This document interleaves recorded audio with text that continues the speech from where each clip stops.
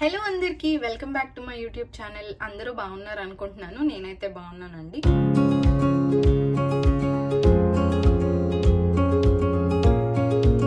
India నుంచి Japan గురించి videos చూసే వాళ్ళందరికీ జపాన్ మీద ఒక అభిప్రాయం ఉంటుంది.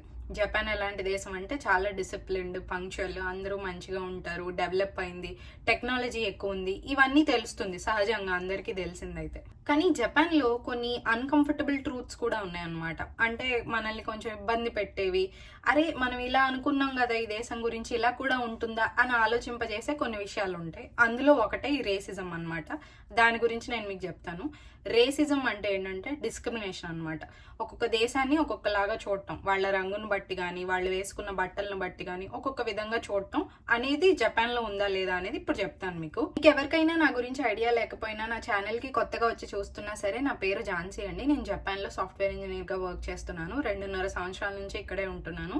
జపాన్కి సంబంధించిన విషయాలన్నీ షేర్ చేస్తాను. ఇన్ కేస్ మీకు నా వీడియోస్ నచ్చితే కనుక డెఫినెట్లీ లైక్ చేసి, షేర్ చేసి, సబ్స్క్రైబ్ చేసుకోండి. నేను రోజు ఆఫీస్కి వెళ్తానండి. 1 గంట ప్రయాణం ఉంటుంది అనమాట. ఆఫీస్కి వెళ్ళడానికి 1 గంట, ఇంటికి రావడానికి 1 గంట. సో టోటల్ 2 అవర్స్ ట్రైన్లో ట్రావెల్ చేయాల్సి ఉంటుంది. నోటీస్ చేసిన విషయం ఏంటంటే, జపాన్ ట్రైన్స్ లో, అంటే ఈ ట్రైన్స్ లో మనం కూర్చునేటప్పుడు మన పక్కన ఎవరు కూర్చోడానికి ఇష్టపడరు అనమాట. మనం అంటే ఎవరంటే ఫారినర్స్ పక్కన, క్లియర్ గా చెప్పాలంటే ఇండియన్స్ కాదు, లేకపోతే ఈ దేశం అని కాదు, కానీ ఫారినర్స్ ఎవరైనా సరే వాళ్ళ పక్కన కూర్చోడానికి జపనీస్ వాళ్ళకి ఇష్టం ఉండదు. సీట్లన్నీ ఖాళీగా ఉన్నా సరే మనకి ఒక 2-3 సీట్లకి దూరంగా కూర్చుంటారు. లేకపోతే అన్ని సీట్స్ ఫిల్ అయిపోయి ఒక సీట్ మన పక్కనే ఖాళీగా ఉందనుకోండి, వాళ్ళు కూర్చోరు అనమాట, నుంచోనే ఉంటారు. అందరూ అలా ఉండరు, కొంతమంది అలా ఉంటారు. ఒక 40% అలా ఉంటారు అనమాట. నేను ఈ 2.5 సంవత్సరాల్లో దాదాపు 10 సార్లు పైనే దీన్ని ఎక్స్పీరియన్స్ చేశాను. నేనే కాదు, జపాన్కి వచ్చే ఏ ఫారినర్ అయినా మోస్ట్లీ నోటీస్ చేస్తే కనుక ఇలాగే జరుగుతూ ఉంటుంది. కారణం ఏంటో నాకు తెలియదు, కానీ ఇలా చేస్తూ ఉంటారనమాట. అలాగే మనం వెళ్ళి, ఇప్పుడు మనం ట్రైన్ ఎక్కగానే ఏదైనా సీట్ ఖాళీగా కనిపించింది అనుకోండి, ఎవరైనా జపనీస్ కూర్చొని ఉన్నారు, వాళ్ళ పక్కన ఒక సీట్ ఖాళీగా ఉంటే మనం వెళ్ళి కూర్చున్నాం అనుకోండి, టక్కున లేచి వెళ్ళిపోయి వేరే సీట్లో కూర్చుంటారు, లేదా నుంచుంటారు అనమాట. దానికి కారణం ఏంటో నాకు తెలీదు. వాళ్ళకి ఇష్టం లేక వెళ్ళిపోతారో, లేకపోతే మనకి ఇబ్బంది అయ్యి వెళ్తున్నారు అంటే, చూడటానికి అయితే అది ఇష్టం లేనట్టే ఉంటుంది. టక్కున లేచి వెళ్ళిపోతారు. మనం ఫీల్ అవుతామా లేదా, ఏమనుకుంటారు, అవన్నీ వాళ్ళకి అనవసరం. మోస్ట్లీ ఇలా జరుగుతూ ఉంటది అనమాట. సో నేను ఎవరిని కలిసినా ఇలా చేస్తున్నారు, ఈ విషయాన్ని చెప్పినప్పుడు కూడా ఇక్కడ ఎవరైనా ఉంటే వాళ్ళు కూడా దీన్ని ఎక్స్పీరియన్స్ చేసి ఉండొచ్చు. టక్కున లేచి వెళ్ళిపోవడం, లేదా సీట్ ఉంటే కూర్చోకుండా ఉండడం, ఇవన్నీ చేస్తూ ఉంటారు అనమాట. ఇదే కాదు, మీకు ఇంకో విషయం చెప్పనా. నార్మల్ గా ట్రైన్స్ లో అనౌన్స్మెంట్స్ చేస్తారు కదా, స్పెషల్లీ ఏబుల్డ్ కానీ, పెద్దవాళ్ళు కానీ, ప్రెగ్నెంట్ విమెన్ కానీ ఎవరైనా కనిపిస్తే మీ సీట్ వాళ్ళకి ఇవ్వండి అని చెప్పేసి. సరే, ఎవరైనా పెద్దవాళ్ళు కనపడతారు, మనకి చూడగానే అయ్యో వీళ్ళు పెద్దవాళ్ళు, సీట్ ఇవ్వాలని మనకు అర్థమైపోయింది కదా, లేచి వెళ్తామా, కూర్చోరు, అలాగే నుంచొని ఉంటారు. అందరూ అలా చేయరు. కొంతమంది పెద్దవాళ్ళు కానీ, ప్రెగ్నెంట్ ఉమెన్ కానీ, పిల్లలున్న తల్లులు కానీ కూర్చుంటారు. కానీ కొంతమంది పెద్దవాళ్ళు ఏం చేస్తారో తెలుసా, అసలు కూర్చోరు. ఒక్కొక్కసారి అడుగుతాను అనమాట, కూర్చుంటారా అని చెప్పి సైగలు చేస్తాం. కూర్చుంటారా అని అంటే చాలా యాటిట్యూడ్గా వద్దు అంటారు. కొంతమంది అలా చేస్తారనమాట, అందరూ అలా కాదు.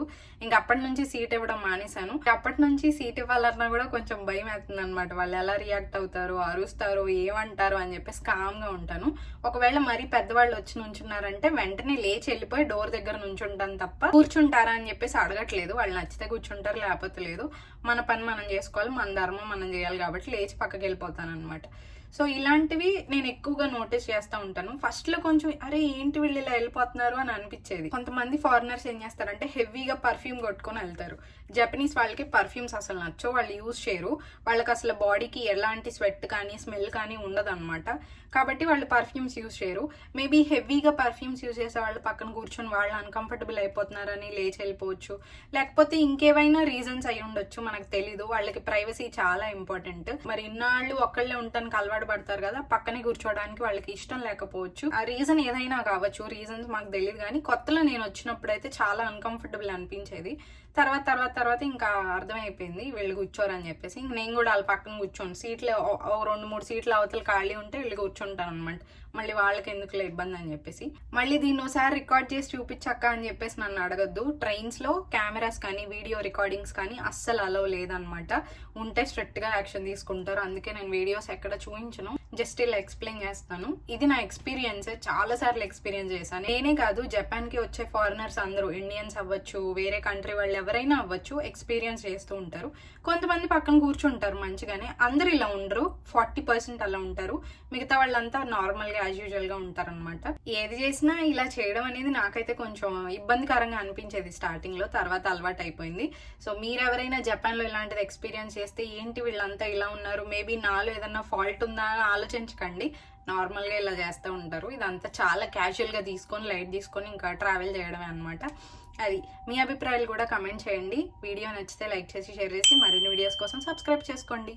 Bye bye.